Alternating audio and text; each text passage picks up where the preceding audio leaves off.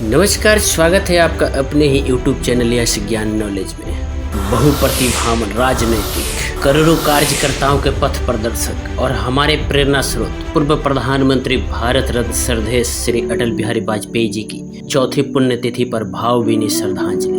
उनसे प्रेरणा प्राप्त करते हुए सदैव अटल इरादों और मजबूत संकल्प शक्ति से स्वयं को नए भारत के निर्माण के लिए समर्पित करते हुए आज हम बात करेंगे भारत के पूर्व प्रधानमंत्री और भारत रत्न से सम्मानित श्री अटल बिहारी वाजपेयी जी के बारे में। हमारे चैनल को सब्सक्राइब नहीं किए हैं तो सब्सक्राइब कर लें ताकि हर वीडियो की नोटिफिकेशन आपको मिलती रहे। एक ऐसा प्रतिष्ठित नेता, कवि, दार्शनिक, मंत्रमुग्ध करने वाला वक्ता, अजात शत्रु पूर्व प्रधानमंत्री भारत रत्न अटल बिहारी वाजपेयी के बारे में जितना भी बोले कम है। 50 सालों के अपने राजनीतिक सफर में वाजपेयी जी सबसे आदर्शवादी एवं सबसे प्रशंसनीय राजनेता थे। अटल जी जैसा नेता होना पूरे देश के लिए गर्व की बात थी। उनके बहुत से कामों की वजह से देश आज इस मुकाम पर है। जवाहरलाल नेहरू के बाद अगर कोई 3 बार प्रधानमंत्री बना तो वो अटल जी ही थे। अटल जी पिछले 5 दशकों से संसद में सक्रिय रहे। साथ ही वे एक लौते राजनेता थे जो 4 अलग अलग प्रदेश से सांसद चुने गए। अटल जी भारत की आज़ादी के पहले से राजनीति में आ गए थे। उन्होंने गांधी जी के साथ भारत छोड़ो आंदोलन में भी भाग लिया था और कई बार जेल की यातनाएं भी सही थी। तो आज हम दोस्तों आपको उसी राजनेता के बारे में बताएंगे। अटल जी बहुमुखी प्रतिभा के धनी एवं बहुत अच्छे कवि भी थे। वे राजनीति पर भी अपनी कविता और व्यंग से सबको आश्चर्यचकित करते रहते थे। उनकी बहुत ही रचनाएं पब्लिश भी हुई जिन्हें आज भी हम लोग पढ़ते हैं। अटल जी को अपनी मातृभाषा हिंदी से बहुत प्रेम था।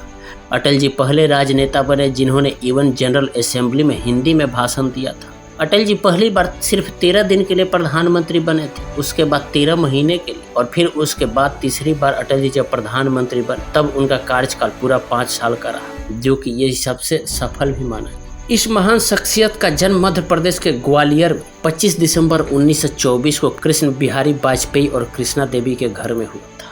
अटल जी के 7 भाई बहन थे। उनके पिता कृष्ण बिहारी वाजपेयी स्कूल टीचर एवं कवि थे। सरस्वती स्कूल से स्कूलिंग करने के बाद अटल जी ने लक्ष्मीबाई कॉलेज से ग्रेजुएशन पूरा किया। इसके बाद उन्होंने कानपुर के डीएवी कॉलेज से इकोनॉमिक्स में पोस्ट ग्रेजुएट किया। उन्होंने लखनऊ के लॉ कॉलेज में आगे पढ़ने के लिए आवेदन भी दिया, लेकिन फिर उनका पढ़ाई में मन नहीं लगा और वे आरएसएस द्वारा पब्लिश मैगजीन में एडिटर का काम करने लगे। अटल जी को एक बहुत अच्छे पत्रकार, राजनेता एवं कवि के रूप में जाना जाता था। अटल जी ने कभी शादी नहीं की, लेकिन उन्होंने बीएन कौल की 2 बेटियां नमिता और नंदिता को गोद लिया था। अटल जी सच्चे देशभक्त थे। पढ़ाई करते समय भी वह आज़ादी की लड़ाई में बड़े बड़े नेताओं के साथ खड़े रहे। वे उस समय बहुत से हिंदी न्यूज़पेपर के एडिटर भी रहे थे। अटल जी का राजनीतिक सफर स्वतंत्रता संग्रामी के रूप में शुरू हुआ। 1942 में भारत छोड़ो आंदोलन में बाकी नेताओं के साथ उन्होंने भाग लिया और जेल भी गए।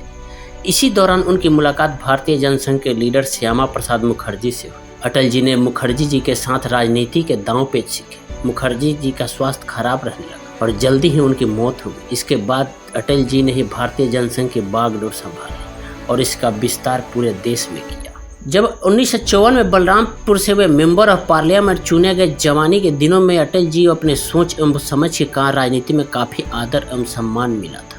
मांस और अल्कोहल को छोड़ने वाले शुद्धवादी ब्राह्मणों के विपरीत वाजपेयी को विस्की और मांस का शौकीन माना जाता था। उनके प्रकाशित कार्यों में कायडी कविराई कुंडलियन शामिल है, जो 1975 से 77 के आपातकाल के दौरान कैद किए गए कविताओं का संग्रह था, और अमर आग भी।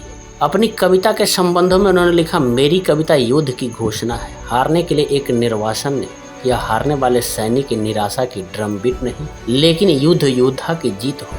यह निराशा की इच्छा नहीं, लेकिन जीत का हलचल चिल्लाओ। अटल बिहारी वाजपेयी की प्रारंभिक शिक्षा वरनगर के गोरखी विद्यालय से पूरी हुई। इस विद्यालय में अटल जी ने 8वीं तक की शिक्षा प्राप्त की थी। उन्हें एक अच्छे वक्ता के रूप में इसी स्कूल से पहचान मिली जब वे कक्षा 5 में पढ़ते थे। पाठ्यक्रम गतिविधियों के चलते उन्होंने पहली बार भाषण दिया था, लेकिन वरनगर में उच्च शिक्षा व्यवस्था न होने के कारण ग्वालियर जाना पड़ा। उनका नामांकन विक्टोरिया कॉलेज स्कूल में हुआ, जो अब लक्ष्मीबाई, और 9वीं कक्षा से इंटरमीडिएट तक की पढ़ाई इसी स्कूल में की। इंटरमीडिएट करने के बाद अटल जी ने विक्टोरिया कॉलेज में स्नातक स्तर की शिक्षा ग्रहण करने के लिए प्रवेश किया। स्नातक स्तर की शिक्षा के लिए उन्होंने 3 विषय भाषा पर आधारित, जो लिए संस्कृत, हिंदी और अंग्रेजी थी। अटल जी की साहित्यिक प्रकृति थी जिससे वह तीनों भाषाओं के प्रति आकृष्ट हुए। कॉलेज जीवन में उन्होंने राजनीतिक गतिविधियों में हिस्सा लेना शुरू कर दिया था। शुरुआत में वे छात्र संगठन से नारायण राव ने इन्हें काफी प्रभावित किया, जो राष्ट्रीय स्वयंसेवक संघ के प्रमुख कार्यकर्ता थे। ग्वालियर में रहते हुए अटल बिहारी वाजपेयी ने राष्ट्रीय स्वयंसेवक संघ की शाखा प्रभारी के रूप में अपने दायित्वों की पूर्ति।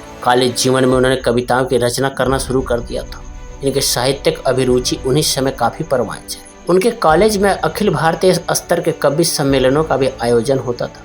इस कारण से कविता की गहराई समझने में उन्हें काफी मदद मिली। 1943 में वाजपेयी जी कॉलेज यूनियन के सचिव रहे और 1944 में उपाध्यक्ष भी बने।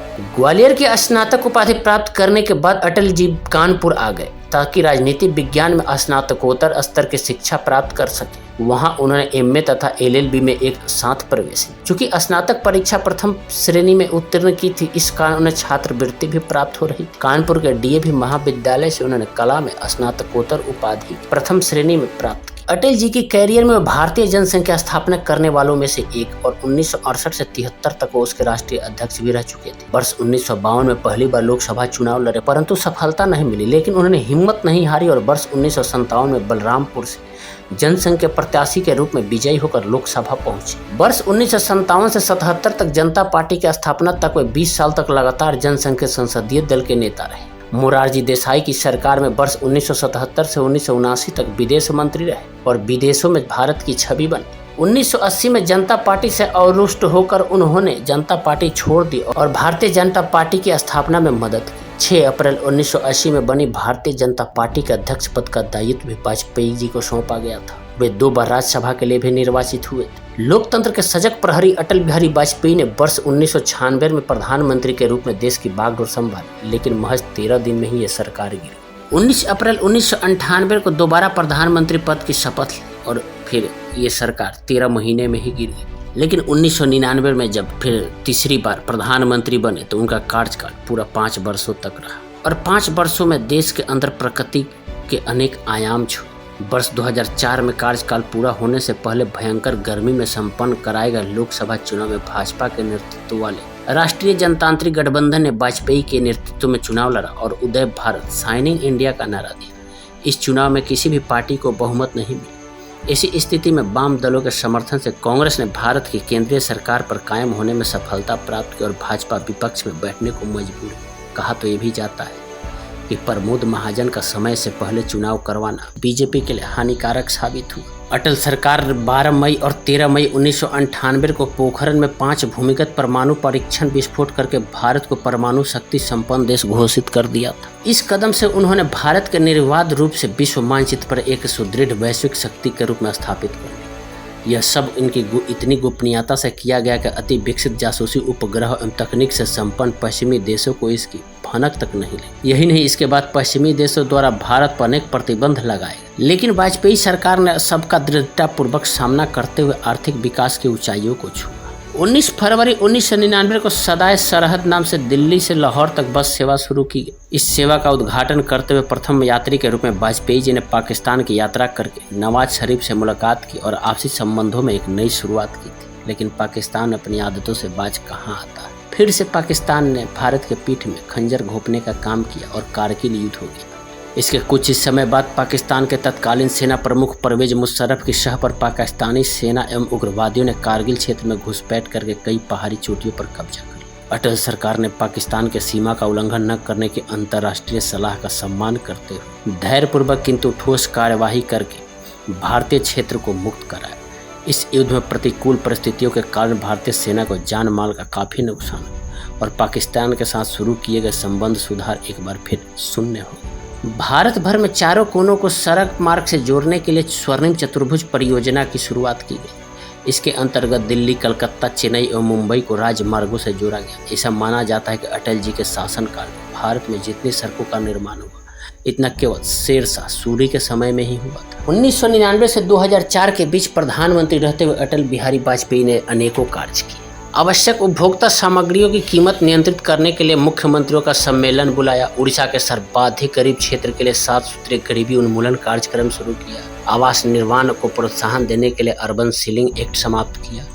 ग्रामीण रोजगार सृजन एवं विदेशों में बसे भारतीय मूल के लोगों के लिए बीमा योजना शुरू की। सरकारी खर्चे पर रोजा इफ्तार शुरू किया। अटल बिहारी वाजपेयी राजनीतिक होने के साथ साथ एक कवि भी थे। मेरी 51 कविताएं अटल जी का प्रसिद्ध काव्य संग्रह थे।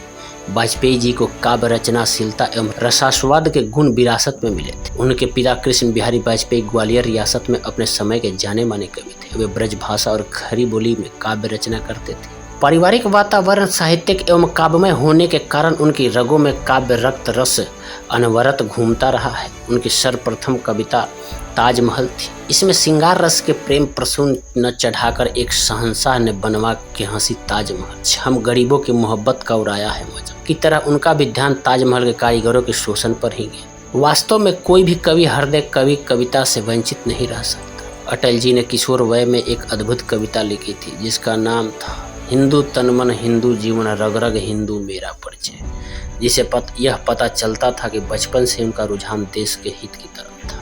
अटल जी की कुछ प्रमुख रचनाएं आपको बता देते हैं। रग रग हिंदू मेरा परिचय, मृत्यु या हत्या अमर बलिदान, लोकसभा में अटल जी के वक्तव्यों का संग्रह है। कैदी कबीराय की कुंडलिया, संसद में 3 दशक, अमर आग है, कुछ लेख कुछ भाषण, सेकुलरवाद, राजनीति की रपटीली राहें, बिंदु बिंदु विचार इत्यादि मेरी 51 कविताएं ऐसी रचनाएं थी जिसको सुनने के बाद कोई भी आदमी बिना शाबाशी दिए नहीं रह सकता था।